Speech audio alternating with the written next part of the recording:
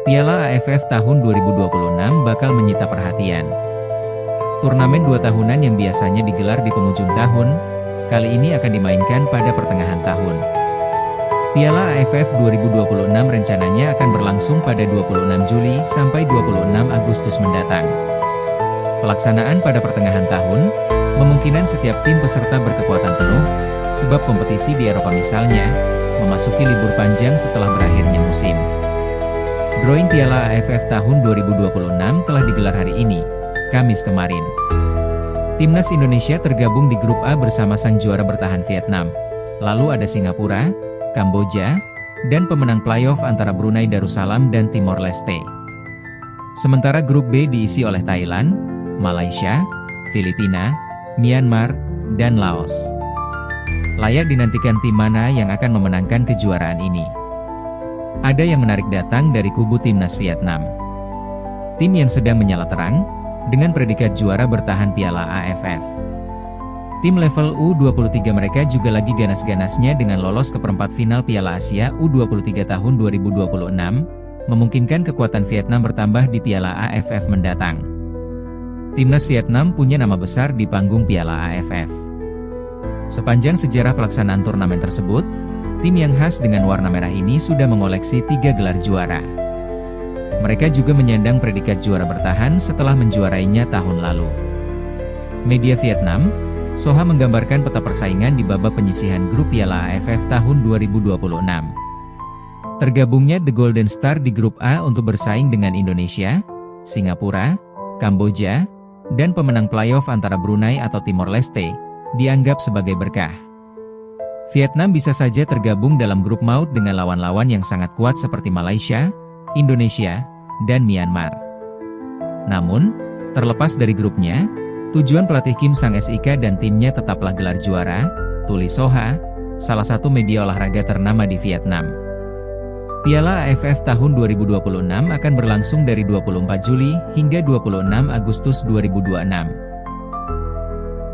Timnas Thailand menjadi tim paling sukses dalam sejarah dengan 7 gelar, diikuti oleh Singapura dengan 4 gelar. Tim Vietnam berada di peringkat ketiga dengan 3 gelar. Malaysia berada di belakang mereka dengan 1 trofi pada tahun 2010. Tim Indonesia telah mencapai final Piala AFF sebanyak 6 kali tetapi hanya memenangkan medali perak di ke-6 kesempatan tersebut. Ada ambisi besar dari kubu Timnas Indonesia, setelah menunjuk John Hartman sebagai pelatih baru. Skuad Garuda mengincar gelar juara Piala AFF untuk pertama kalinya. Semoga saja.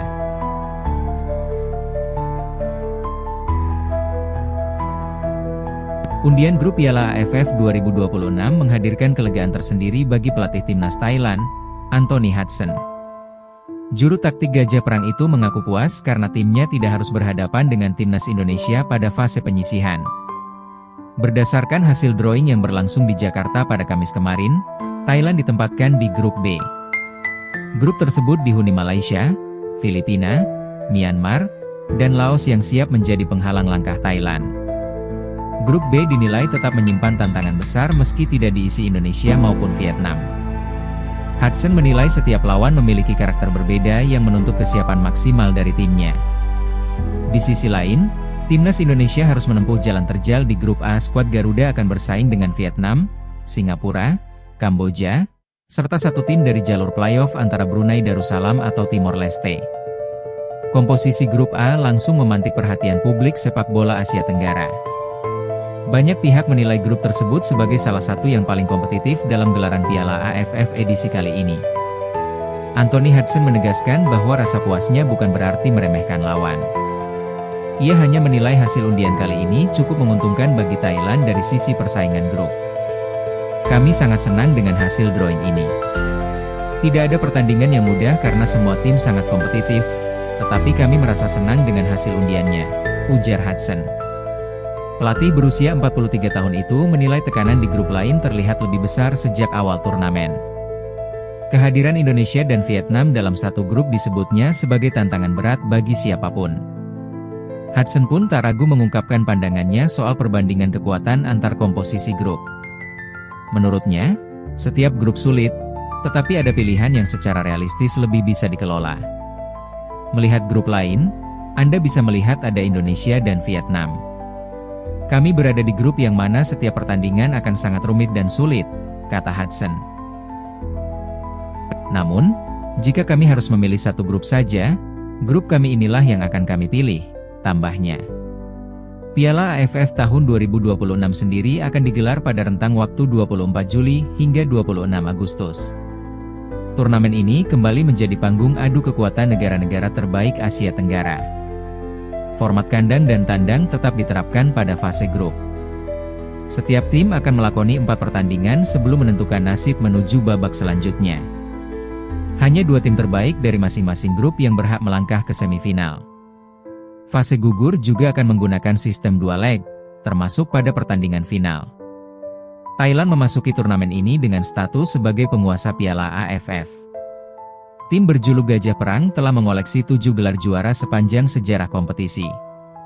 Singapura menyusul di posisi kedua dengan raihan 4 trofi. Sementara Vietnam, yang kini berstatus juara bertahan, telah mengangkat Piala AFF sebanyak 3 kali. Berbeda dengan para rival regionalnya, Timnas Indonesia masih berusaha mengakhiri penantian panjang. 6 kali finish sebagai runner-up menjadi pencapaian terbaik skuad Garuda tanpa pernah meraih gelar juara. Semoga kali ini juara.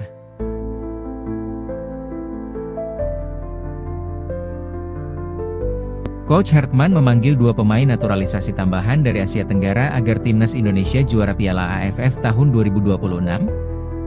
John Hartman paham tak bisa menurunkan seluruh pemain terbaiknya saat Timnas Indonesia turun di Piala AFF 2026 pada 24 Juli hingga 26 Agustus 2006. Penyebabnya karena Piala AFF tahun 2026 tak masuk ke dalam agenda FIFA, sehingga tidak ada kewajiban bagi klub-klub Eropa yang menaungi pemain Timnas Indonesia untuk melepasang personel ke skuad Garuda. Alhasil, John Hartman hanya dapat mengandalkan pemain-pemain yang berkarier di Indonesia maupun Asia Tenggara.